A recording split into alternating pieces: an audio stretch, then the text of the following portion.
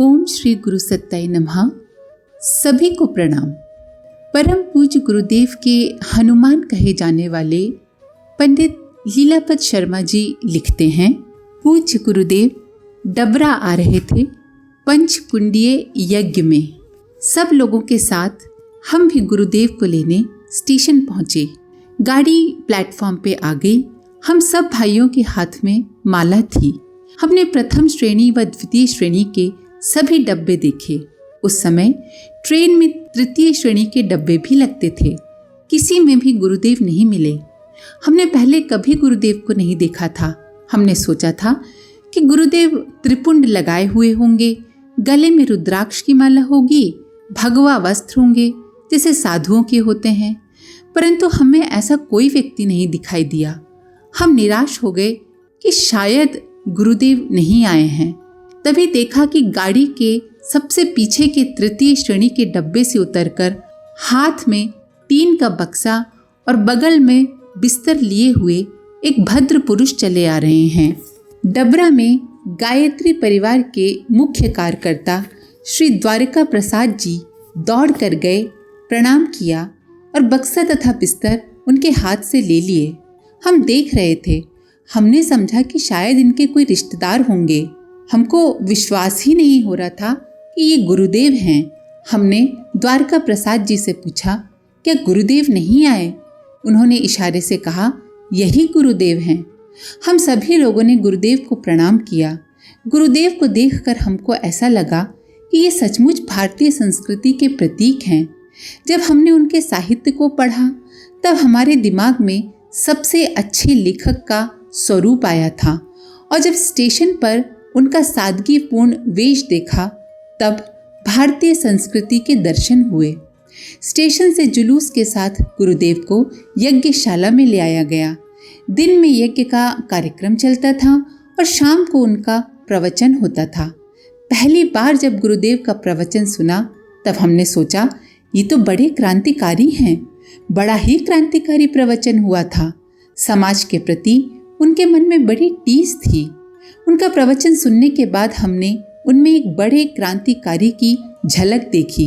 व्यक्ति के व्यक्तिगत दोषों तथा समाज में फैली कुरीतियों के प्रति उनके हृदय में बड़ी टीस थी। प्रवचन के बाद गुरुदेव जब मंच से नीचे आए तब द्वारका प्रसाद जी से कहा, बेटा, तुमने यज्ञ की बड़ी अच्छी व्यवस्था की है और भोजन तथा ठहरने की भी अच्छी व्यवस्था है। तुमको इसके खर्चे के लिए बड़ा परिश्रम करना पड़ा होगा। द्वारका प्रसाद जी ने कहा, गुरुदेव, आपके आशीर्वाद से हमको एक दिन में 4-5 लोगों से ही इस खर्चे की सारी व्यवस्था बन गई। हम भी वहीं खड़े थे। द्वारका प्रसाद जी ने हमारी तरफ इशारा करके कहा, ये पंडित जी हैं, ये मिल उद्योग एसोसिएशन के प्रेसिडेंट हैं। इनसे हम मिले थे और इन्होंने 4-5 घंटे में 3100 रुपये मिल वालों से फ़ोन करके दिलवा दिए थे। उससे अच्छी व्यवस्था हो गई। पूज्य गुरुदेव ने हमारी तरफ देखा, थोड़ी देर बात भी की। हम वापस मिल पर चले गए। सुबह द्वारका प्रसाद जी को लेकर पूज्य गुरुदेव हमारे पास मिल पर पैदल पहुँचे। अपने पास बिठाया और बच्चों की पढ़ाई के बारे में पूछा, लड़की के बारे में पूछा। हमने कहा, बड़ी लड़की की शादी हो गई है, दोनों छोटे बेटे पढ़ रहे हैं। सबके स्वास्थ्य के बारे में पूछने लगे, जैसे कि कोई पिता अपने पुत्र से उसके परिवार की सारी बात पूछता है। हमारी माँ तो हमको 2 वर्ष का छोड़कर ही स्वर्गवासी हो गई थी। 8-10 वर्ष के थे तब पिताजी का स्वर्गवास भी हो गया। हम अपनी माता पिता की इकलौती संतान थे। हमने अपने जीवन से जुड़ी लगभग सारी घटनाएं पूज्य गुरुदेव को बताईं। काफी देर तक बात चलती रही। हमको ऐसा लगा कि पूज्य गुरुदेव से हमारे पूर्व जन्म के संबंध हैं और हमारे पास हमारे पिताजी आए हैं। फिर उन्होंने हमारी धर्मपत्नी को बुलाया, उससे स्वास्थ्य की चर्चा की, सब बातें पूछी। हमसे उन्होंने बड़ी आत्मीयता भरी बातें की। हम पर उनका बड़ा असर पड़ा। यज्ञशाला को जब आने लगे तब हम भी उनके साथ पैदल यज्ञशाला तक आए। यज्ञ प्रारंभ हुआ। पूर्णाहुति के बाद गुरुदेव का प्रवचन हुआ। उसमें उन्होंने एक बुराई छोड़ने और एक अच्छाई ग्रहण करने का संकल्प लेने को कहा और कहा, जो एक बुराई नहीं छोड़ेगा वो एक अच्छाई ग्रहण भी नहीं करेगा और उसको यज्ञ का लाभ भी नहीं मिलेगा। आप लोगों ने हमको बुलाया है तो दक्षिणा देकर जाना चाहिए। सबको अपने पास बुलाकर पूछते रहे, क्या बुराई छोड़ी, क्या अच्छाई ग्रहण की। सैकड़ों ने बीड़ी, सिगरेट, मांसाहार, शराब, जुआ आदि बुराइयां छोड़ी। एक अच्छाई, गायत्री मंत्र का जप, चरण स्पर्श, मीठा बोलना, भगवान को भोग लगाना, ऐसी अच्छाइयां ग्रहण की। हमने आज तक ऐसा यज्ञ नहीं देखा था जिसमें इस प्रकार बुराई छुड़ाई जाती हो। हमने गुरुदेव से पूछ ही लिया, बुराई छुड़ाने तथा अच्छाई ग्रहण करने का यज्ञ से क्या मतलब है। जितने भी यज्ञ अभी तक हमने देखे थे वहां तो पंडित यज्ञ कराते हैं, मंत्र बोलते हैं, परंतु बुराई कोई नहीं छुड़ाता। आपने तो ये एक नया तरीका अपनाया है। पूज्य गुरुदेव बोले, बेटा यज्ञ तो प्रतीक है, कर्म कांड ही सब कुछ नहीं है। अपनी बुराई छोड़ना तथा एक अच्छाई ग्रहण करना ही यज्ञ का उद्देश्य है। जो खाली मंत्र बोलकर प्रवचन देकर यज्ञ करते हैं वो भ्रम में डालते हैं और अपना अहम पूरा करते हैं। इस बात का हम पर बहुत असर पड़ा। पूज्य गुरुदेव की विदाई का समय आया। गुरुदेव ने हमसे बोला, बेटा पत्र व्यवहार करते रहना और हमारे विचारों को फैलाना। द्वारका प्रसाद अभी बच्चा है, इसकी मदद करते रहना। हमने कहा, गुरुदेव जितना समय हमारे पास होगा उतना समय प्रचार में अवश्य लगाएंगे। गुरुदेव के पत्र हमारे पास इस कार्यक्रम के बाद आने लगे थे। इन पत्रों को हमने पत्र पाथे नामक पुस्तक में छापा है। हम भी गुरुदेव के पास पत्र लिखते रहते थे। धीरे धीरे हमने कर्मकांड कराना भी सीख लिया। घर घर यज्ञ भी कराने जाने लगे। हमारे मिल में मोहन लाल दलाल काम करता था। उसका 1 वर्ष का लड़का था, उसका स्वर्गवास हो गया। हमने जब ये शोक समाचार सुना तो उसके पास सांत्वना देने गए। उसने कहा, मैं कहाँ तक हिम्मत करूं, अब तो मेरी हिम्मत टूट गई है।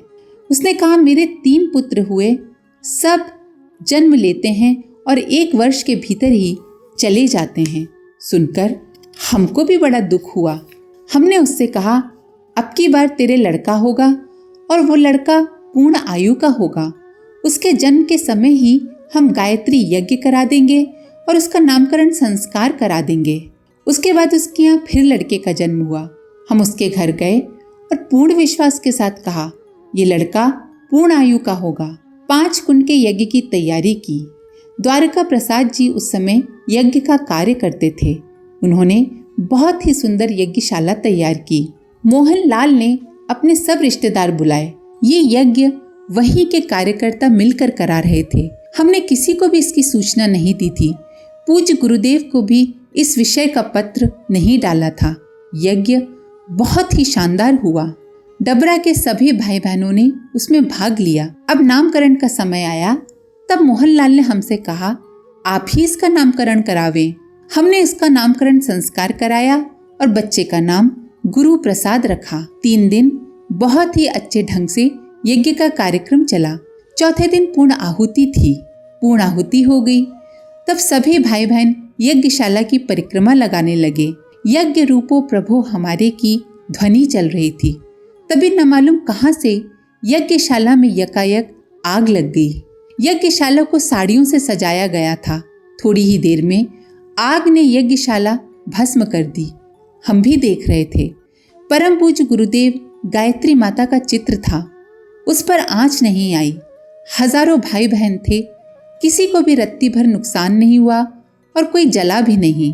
पर वहां जो दूसरे पंडित थे उन्होंने बड़ा हल्ला मचाया। बोलने लगे, बड़ा अनर्थ हो गया, बड़े गलत मंत्र बोले गए, औरतों से यज्ञ कराया गया। चारों तरफ हाहाकार मच गया। वहां पर जितने नातेदार और रिश्तेदार थे सभी की आंखों में आंसू थे। सब रोने लगे। चारों तरफ रोने की आवाज थी। हमारे दिल को बड़ा धक्का लगा। ये क्या हो गया? हम पछताने लगे। एकदम हमको हिम्मत आई और वहां माइक लगा था, उस पर जाकर हमने कहा, भाइयों बहनों, ये यज्ञ हमारे कहने से हुआ है। इसका जो भी दंड हो हमको मिले और जो लाभ है वो यज्ञ करने वालों को मिले। बहुत समझाने के बाद वहाँ रोना पीटना बंद हुआ। हम मिल उद्योग के प्रेसिडेंट थे, इसलिए हमसे किसी ने कुछ नहीं कहा, परंतु हमारे दिल में घबराहट तो हो रही थी। हमको रात भर नींद नहीं आई। सुबह जब हम स्नान कर ऑफिस में गए तो हमारी मेज पर पोस्टमैन डाक रख गया। उसमें सबसे ऊपर एक अंतर्देशीय पत्र था वो गुरुदेव के हाथ का लिखा था। हमने उसको खोला और पढ़ा। जिस दिन आग लगी थी उसके एक दिन पहले का पत्र गुरुदेव ने लिखा था। सुबह साधना के समय अपनी उपासना करने के तुरंत बाद ही पूज्यवर ने ये पत्र हमको लिखा था।